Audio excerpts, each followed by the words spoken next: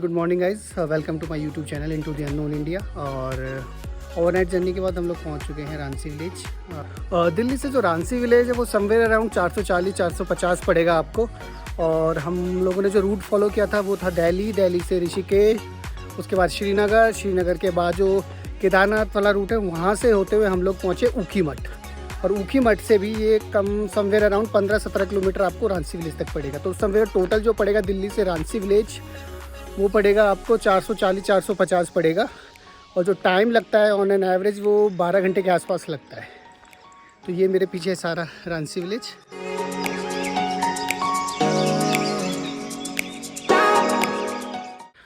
बस निकल रहे हैं, तैयारी हो गई है, गाड़ी में सामान पैक कर लिया है। यहाँ से रांची से 2 किलोमीटर और आगे जा रहे हैं, वहाँ से पार्क करेंगे, फिर वहाँ मिलते हैं।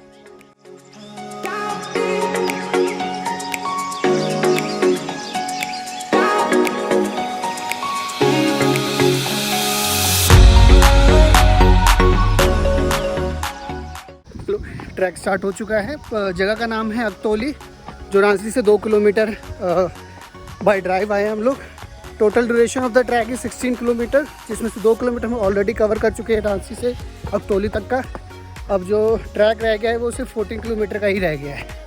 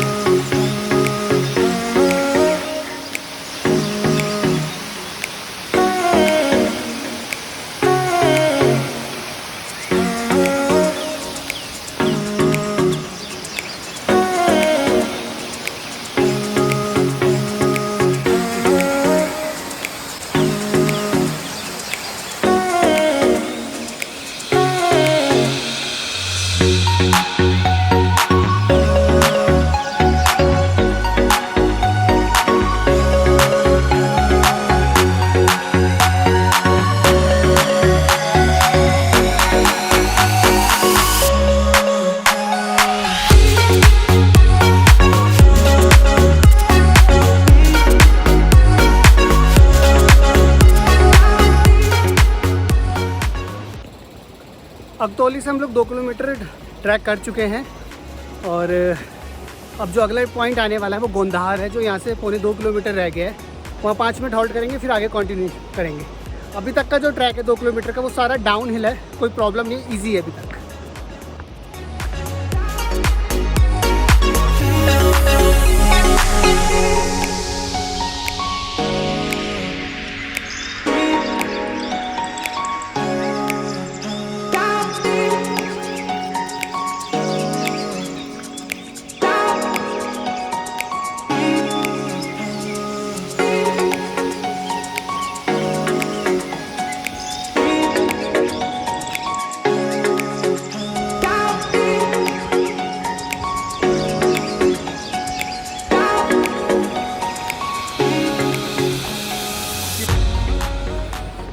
सिर्फ 1 किलोमीटर और रह गया गोंधार।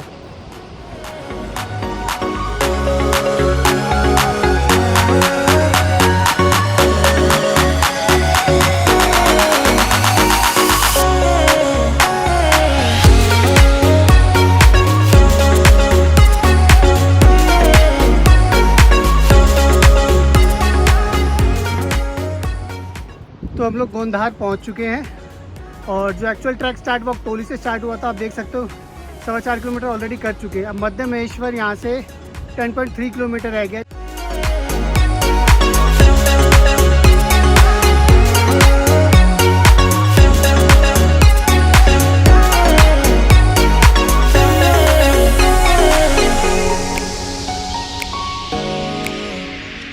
10 मिनट के ब्रेक के बाद गोंधार से मैं निकल चुका हूँ।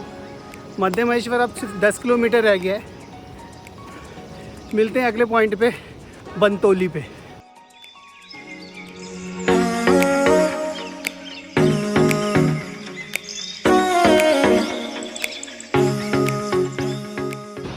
ये जो आप सामने घर देख रहे हो ये बनतोली है।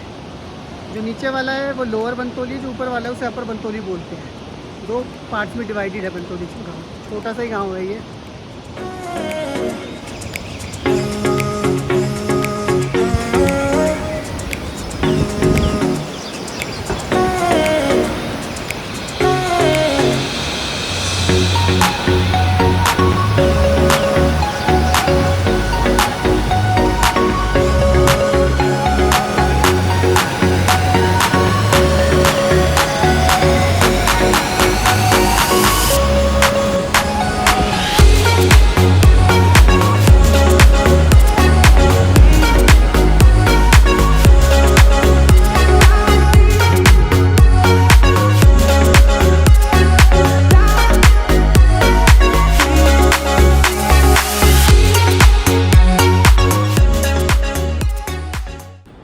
बनतौली के बाद जितना भी ट्रैक है वो सारा अपहिल है।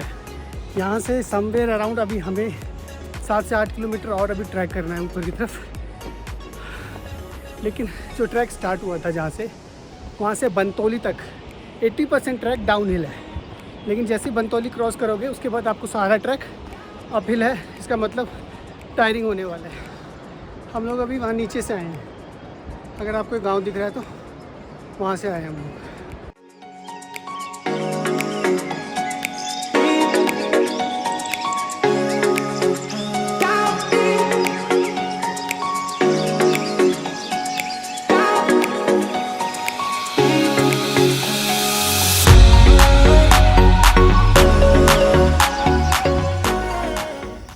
खड़ी चढ़ाई है। अभी भी 7.3 किलोमीटर रहता है मध्य महेश्वर। इसका मतलब almost half of the distance हम लोग एक्चुअली ट्रैक कर चुके हैं।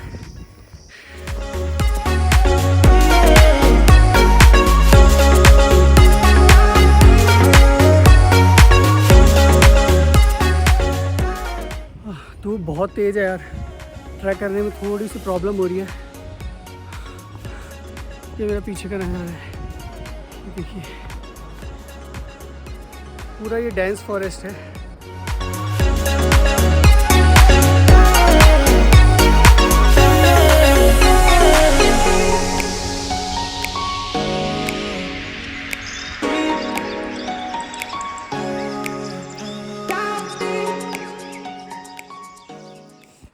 हम लोग पहुंच गए नानू मध्य महेश्वर। अब यहाँ से सिर्फ 5.5 किलोमीटर रह गए। उस पर भी शायद 2.5 घंटे में हम लोग पहुँच जाने चाहिए मध्य महेश्वर। पीछे वाला जो गांव देख रहे हो ये नानू विलेज है। बहुत छोटा सा गांव है, लिमिटेड हाउस है।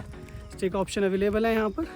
खाने पीने के लिए छोटी मोटी चीज़ें, मैगी और पराठा मिल सकता है आपको यहाँ पर। गले से यार आवाज़ तक नहीं निकल रही है, गला बहुत सूख रहा है। और तो पानी पी रहा हूँ मैं थोड़ा थोड़ा, पर फिर भी स्टीप होने की वजह से बहुत टायरिंग सा हो गया। मौसम ऑल ऑफ सडन बहुत ज़्यादा ही खतरनाक हो गया। अब बादल देखो कैसे काले काले बादल आ गए ऊपर, और बारिश कभी भी स्टार्ट हो सकती है। सारे सामने जंगल है, तो ट्रैक को थोड़ा सा खींचना पड़ेगा।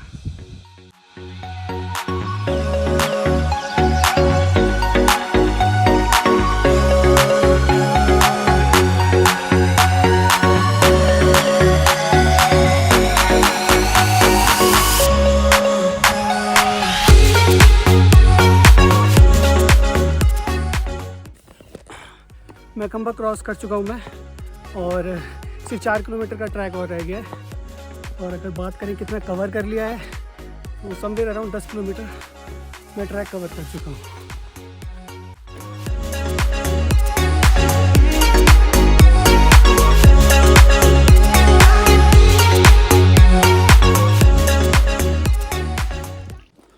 कुंचट्टी पार कर लिया है। अब सिर्फ अराउंड 2.5 किलोमीटर और रह गया मध्य महेश्वर। और टोटल ट्रैक हम somewhere around 12 kilometre already cover कर चुके हैं।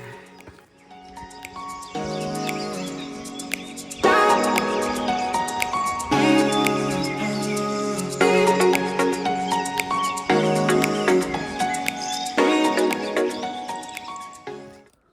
तो हिम्मत जवाब दे रही है यार। अभी भी 1.5 किलोमीटर रह गया है, आधा पौना घंटा लगना चाहिए। पैर बहुत ज़्यादा दर्द कर रहे हैं, तो लग रहा है जल्दी से यार पहुंच जाऊं और रेस्ट कर लूं।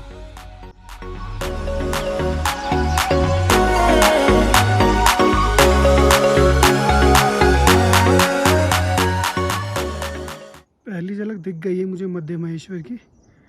ये देखो, देखिए आपको पेड़ के पीछे।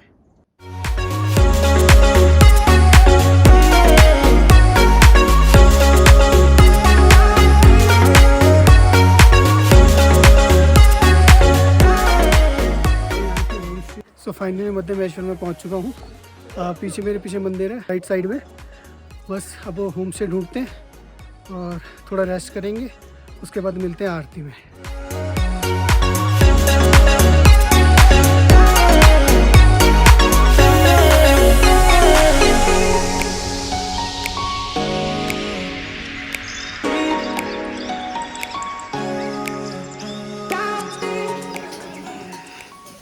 This is a home stay और यह डॉर्मेट्री स्टाइल है। तो मैंने भी डॉर्मेट्री पैटर्न के हिसाब से एक बेड लिया है जिसकी कॉस्ट 250 रुपीज़ पड़ी है मुझे। और अगर अभी कोई आ जाएगा तो ये रेस्ट ऑफ द जो बेड है वो भी ऑक्यूपाइड हो जाएंगे। अभी बारिश स्टार्ट हो गई थी बहुत तेज़, शुक्र है उससे पहले ही पहुंच गया मैं, नहीं तो बारिश में ट्रैक करना तो और मुश्किल हो जाता। अब थोड़ी हल्की हो गई है तो बाहर निकल आया हूँ मैं। किचन एरिया में बैठा हूँ, हाथ सेक रहा हूँ। चाय मंगवाई है, थोड़ी सी ठंड बहुत ज़्यादा है। अभी खाने में टाइम है 2 घंटे, तो मैगी ऑर्डर करिए।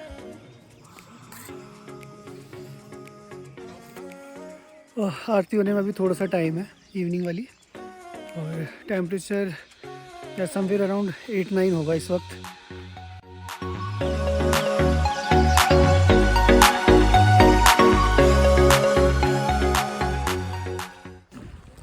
सात बजने का टाइम हो गया है, आरती का समय हो गया है, कपाट खुल गए हैं, हम दर्शन करने जाएंगे।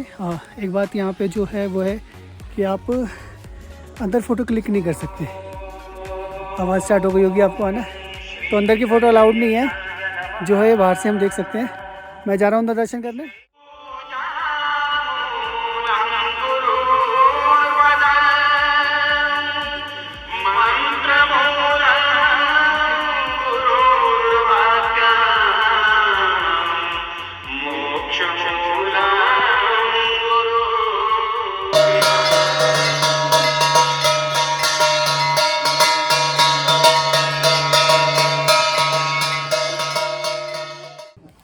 आरती ख़त्म हो गई है। आरती जो लगभग होती है वो 40 मिनट चली यहाँ पर।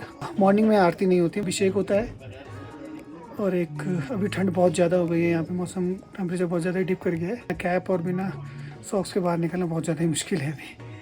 अब डिनर टाइम हो गया है, डिनर करूँगा फिर सोऊंगा। और फिर कल का जो प्रोग्राम है वो मेरा है बूढ़ा महेश्वर, जो यहाँ से 1.5 किलोमीटर का ट्रैक रहेगा, जिसके लिए शायद मुझे 40 मिनट्स लगेंगे। लेकिन वो टोटल डिपेंड करता है वेदर पे, क्योंकि अभी बहुत बारिश हुई है और सारे बादल लगे हुए हैं। तो कल का देखो क्या सीन बनता है। अगर वहाँ जाना हुआ तो मुझे सुबह 4:30 उठना पड़ेगा, क्योंकि सनराइज़ वहाँ 5:30-6 के बीच हो जाएगा और यहाँ से मुझे 40-45 मिनट्स लगेंगे। अच्छा, क्या खिलाओगे आज? रोटी और सब्जी, दाल।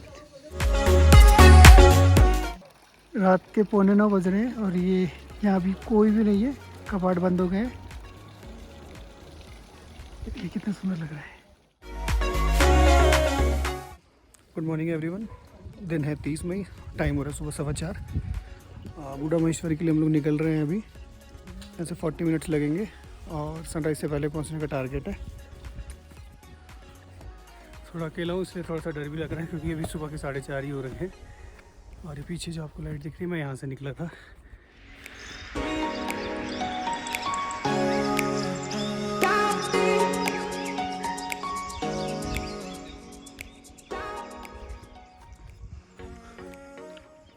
पौने 5 का टाइम हो गया और चढ़ाई बहुत सीधी है, बिल्कुल खड़ी चढ़ाई। ये जो इसका टॉप है, यहाँ पहुँचना है मुझे। अब थोड़ा कम डर लग रहा है, दिन निकल आया है ना, अकेले निकल गया था मैं अंधेरे में, अब दिन निकल आया तो अच्छा लग रहा है। पीछे का नज़ारा देखने लायक है।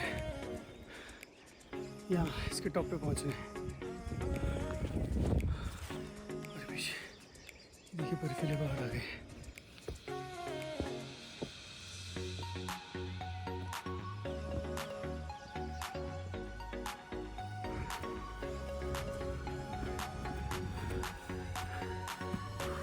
यहाँ से स्टार्ट किया था ट्रैक।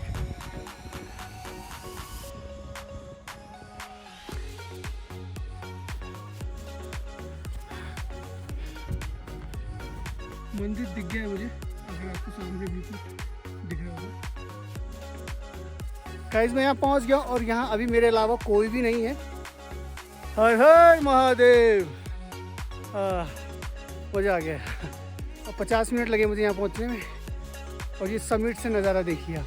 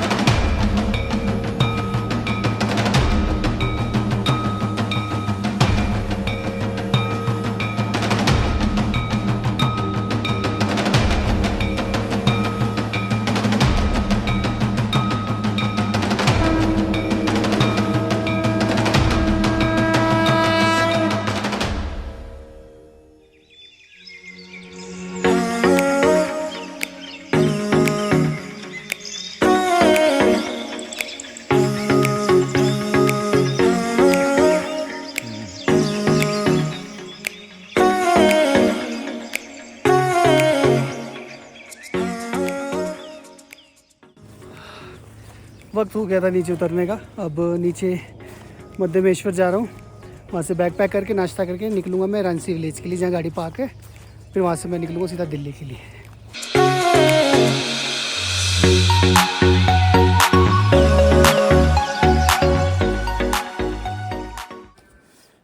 जैसे कि मैंने आपको बताया टोटल 12 ही घर है और हर घर में रहने का इंतज़ाम है। लेकिन सबसे स्ट्रेंज बात जो है वो मैं बताता हूँ आपको। यहाँ पे आप अपनी पसंद से होम स्टे चुन नहीं सकते हो, बिकॉज़ यहाँ पे यूनियन के रूल चलते हैं। तो जैसे ही आप एंटर करोगे मध्य महेश्वर में, यूनियन के लोग आपको मिल जाएंगे शुरू में, and they will going to allocate the home stay. और इससे भी स्ट्रेंज बात ये है कि आपको खाना चाय वाय जो भी है आपको उसी वाले होम स्टे से लेना पड़ेगा, बाहर किसी और होम स्टे से ले नहीं सकते। अगर आप ट्राई भी करोगे किसी और होम स्टे में जाके तो वो आपको मना कर देगा। तो this is something very strange. मध्य महेश्वर मंदिर भगवान शिव को समर्पित एक केदार है, जो 5 केदारों में से दूसरे नंबर पर आता है। ये उत्तराखंड के गढ़वाल क्षेत्र के रुद्रप्रयाग जिले में स्थित है, जहाँ भगवान शिव की नाभि की पूजा की जाती है। और इसकी कथा महाभारत काल के पांडवों से जुड़ी हुई है। पौराणिक कथाओं के अनुसार मध्य महेश्वर मंदिर का निर्माण पांडवों ने अपनी स्वर्ग यात्रा के दौरान किया था। महाभारत के युद्ध के बाद जब पांडवों पर वंश हत्या का पाप लगा तो भगवान श्री कृष्ण ने पांडवों को उन्हें भोलेनाथ का ध्यान रखने को कहा। स्वर्गारोहण के समय पांडव जब भोलेनाथ का ध्यान करने लगे तो त्रिनेत्रधारी शिव सब समझ गए और उन्होंने पांडवों से दूर रहने के लिए अपने आप को एक बैल के रूप में धारण कर लिया। पांडव जब घूमते घूमते केदारनाथ पहुंचे तो वे समझ गए भगवान शिव ने बैल रूप धरा हुआ है। उन्हें पकड़ने के लिए बलशाली भीम ने बैलों के झुंड के सामने खड़े होकर अपनी टांगें फैला दी। उनकी टांगों के नीचे से बाकी के बैल तो चले गए, पर भगवान शिव नहीं। तब भीम ने उन्हें पकड़ा तो शिव गुप्तकाशी के समीप भूमि में समाकर अंतर्ध्यान हो गए। जब भगवान शिव भूमि में समाये तो उनके शरीर के 5 भाग इन 5 केदारों में प्रकट हुए, जहाँ केदारनाथ में शिव के कुबड़ यानी पीठ, तुंगनाथ में भुजा, रुद्रनाथ में सिर और मध्य महेश्वर में नाभि व कल्पेश्वर में जटा। तब से इन स्थानों में भगवान शिव की पूजा अर्चना की जाती है। अगर इस सफ़र में रहने की बात करें तो सारे गांव में रहने की बेसिक फैसिलिटीज़ ईजिली अवेलेबल है। मध्य महेश्वर के कपाट मई में खुलते हैं और नवंबर में बंद हो जाते हैं। अब इस पूरे ट्रिप को थोड़ा सा समराइज़ कर लेता हूँ। दिल्ली से रांची, जहाँ पे जो लास्ट विलेज है, उसका डिस्टेंस समवेयर अराउंड 450 किलोमीटर के आसपास पड़ेगा और आपको ट्रैवल टाइम आपको पड़ेगा समवेयर 12 घंटे के आसपास का। रांची विलेज से जो मध्य महेश्वर है, जो आप मेरे पीछे देख रहे हो, जो सेकंड आपका पंच केदार है, यहाँ का जो डिस्टेंस है रांची विलेज से वो है 16.5 किलोमीटर। इस मध्य महेश्वर से एक पॉइंट ऊपर भी जाता है जो जिसका नाम है बूढ़ा महेश्वर, जो यहाँ से 1.5 किलोमीटर का ट्रैक है। तो अगर मैं टोटल रांची विलेज से बूढ़ा महेश्वर तक का काउंट करूँ तो ये पड़ेगा आपको समवेयर अराउंड 18 किलोमीटर। लेकिन है क्या, रांची विलेज से आप 2 किलोमीटर तक आगे भी गाड़ी लेके अपनी आ सकते हो। तो ये आपका जो डिस्टेंस रह जाता है वो समवेयर अराउंड 16-16.5 रह जाता है। अब हम निकल चुके हैं मध्य महेश्वर से, नाश्ता वाश्ता कर लिया है। मुझ पर अभी 4 से 5 घंटे लगेंगे उतरने में। उसके बाद गाड़ी वहाँ पार्क करी हुई है मैंने, फिर मैं सीधा निकलूँगा दिल्ली के लिए। उम्मीद करता हूँ मेरा आपको ये वाला व्लॉग पसंद आया होगा, और अगर आपको अच्छा लगा तो please subscribe and don't forget to share it with your friends. मिलते हैं नेक्स्ट व्लॉग में एक नई लोकेशन के साथ।